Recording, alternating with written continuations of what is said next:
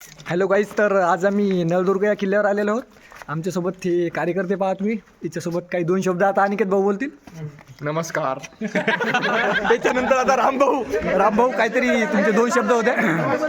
तर सांगितल्याप्रमाणे आमचे मित्र गणेश दादांनी सांगितल्याप्रमाणे आम्ही आलेलो आज नळदुर्ग या किल्ल्यावर.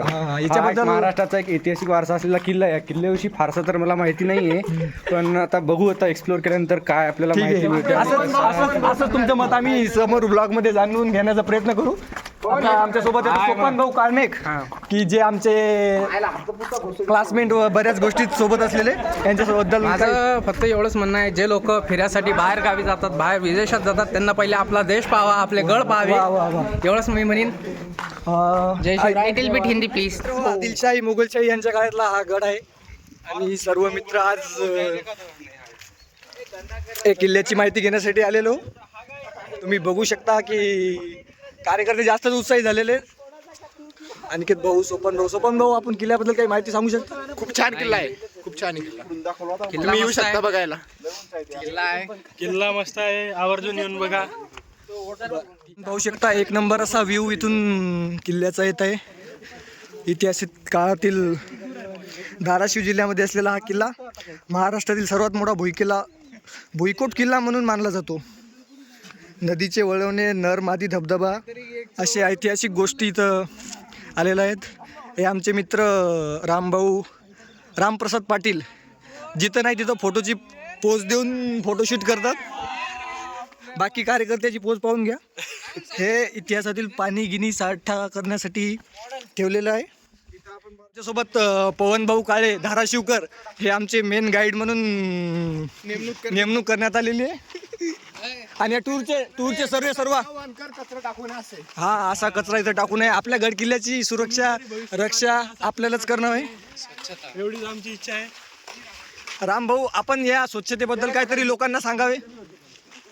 आता आपले पंतप्रधान नरेंद्र मोदी यांचं जे चालू असलेलं मिशन आहे स्वच्छ भारत अभियान, याविषयी आपण जी योग्यता जोपासली पाहिजे ती अशा ऐतिहासिक वारशाच्या ठिकाणी पण आपण जोपासायला हवी. कारण हेच वारसे आपले एक परंपरेचे एक प्रतीक बनून राहणारे आहेत. त्यासाठी स्वच्छता पाळा, रोगराई टाळा. जय हिंद, जय भारत. धन्यवाद.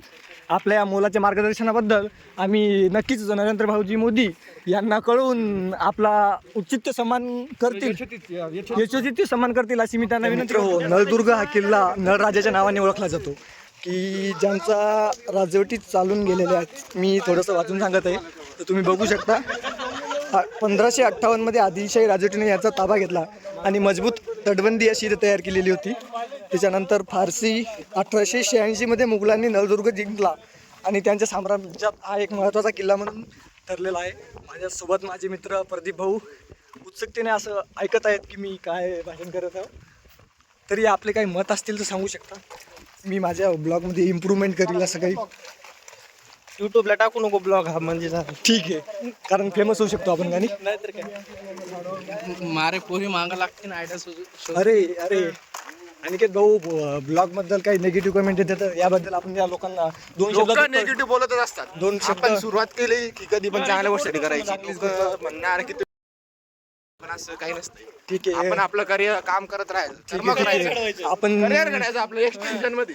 अरे भवानी राठोड हे आमचे हैदराबादहून येतात. त्यांच्याकडून दोन शब्द ऐकूया. क्या बदला? कुछ बोलो ना.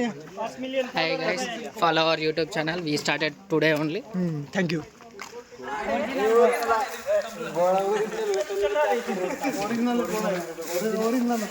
तर पाहू शकता मित्र, आमचे सर्व मित्रमंडळी हा ओरिजिनल आहे का डुप्लिकेट आहे याच्याबद्दल माहिती देतात. त्यांच्या आपण प्रतिक्रिया ऐकून घेऊ. किती माणसं मारणार आहे? दोन मरत नाही ती, नियम लागत नाही दोन माणसं. आमचे मित्र रामभाऊ प्रयत्न करीत आहेत की आपण ही तोफ यूज करून पाहू शकतो का. भविष्यात जर आपलं चायना यांच्यासोबत जर युद्ध जर झालं तर आपल्याला या अशा शस्त्रांची गरज पडणार आहे. इतिहासात ही तोफ जेव्हा यूज करत होते तर किती दूरपर्यंत याचा आवाज जाऊ शकतो? या तोफाचा आवाज पन्हाळगड ते शिवनेरी इतक्या किल्ल्याच्या इतक्या अंतरापर्यंत जाऊ शकतो. अच्छा, धन्यवाद. इथं काहीतरी युक्तिवाद चालू आहे, आपण त्यांच्याबद्दल बघून घेऊ. हे युक्तिवाद काहीतरी करत आहेत. काहीतरी वेगळं असेल नॉलेज हे त्या काळात नव्हते त्याच्यामुळे यायला माहित नाही. अशी इतिहासात छाप पडलेले आमचे मित्र अनिकेत भाऊ यांचे सर्वजण ऐकावे असं मला इच्छा आहे. राम भाऊ, हे समोर काय आहे आम्हाला तुम्ही दाखवावे.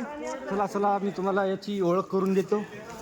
अर्थात हे जुनं माळवदाचं घर आहे. याचं बांधलेलं एक याची वैशिष्ट्य तुम्हाला असे काय सांगावीशी वाटतात. आपल्या घरची प्रॉपर्टी समजून हे असं इथलं वर्तन करणं हे आपल्या इतिहासात शोभत नाही. आपल्या इतिहासातील मावळ्यांनी इथं रक्त गाळलेलं आहे आणि आपण तिथंच येऊन जर हे असे घाण कृत्य करत असेल तर हे आपल्याला शोभा देत नाही आहे. तर मित्र हो, जाता वेळेस आमच्या रूटवर एक RTOची गाडी असल्यामुळं आम्ही एक अल्टरनेट रूट शोधला.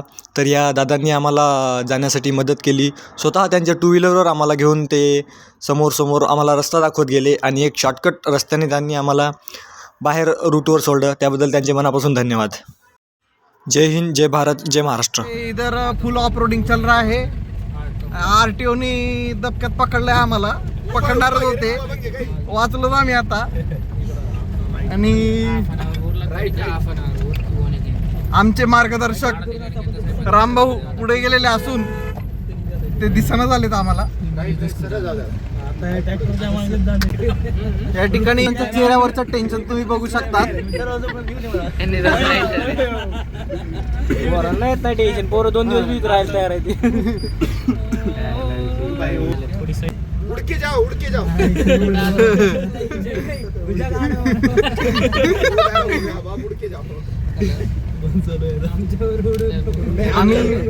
आम्ही जरा वेगळा मार्ग शोधलेला आहे तुळजापूरला जायचा. या मार्गाने कृपया भाविकांनी आपले यावे. तर मित्र हो, आपण पाहू शकता आम्ही ऑफरोडने म्हणजे मराठी भाषेत असलेल्या आपल्या पांधन रस्त्यांनी चा वापर करून तुळजापूरला जात आहे. कारण रस्त्याने RTOची गाडी असल्यामुळे आम्ही या रूटचा उपयोग करत आहे. कृपया कोणी या रूटचा उपयोग करू नये.